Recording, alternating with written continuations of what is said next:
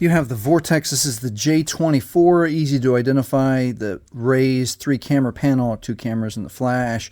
Vortex on the side, very square, and you need to factory reset it, hard reset it, clean and wipe. So let's get started. All right, you want the device powered off, and we are going to hold the power and volume down button. Press volume down first, volume down, power, and we're going to hold for approximately 30 seconds. It might feel like a very long time. So get comfortable, and if you slip off, just start over. It's okay. But we'll keep holding, and we're going to see the logo show up. We're going to keep holding as we see the logo, and we are waiting for the Android, the fallen Android, no command. And as soon as it starts to go blank here, right about there, now you can just let go.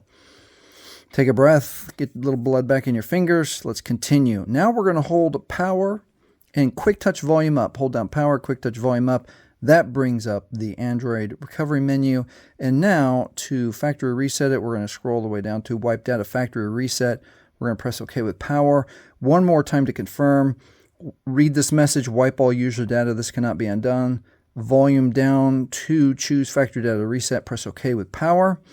And depending on your phone, we're going to get the data wipe is complete. And now it is safe to reboot the system.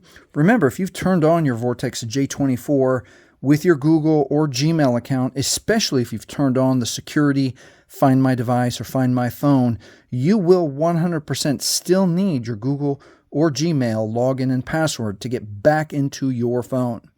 All right, if this has helped you, please like, please subscribe. Thanks for watching.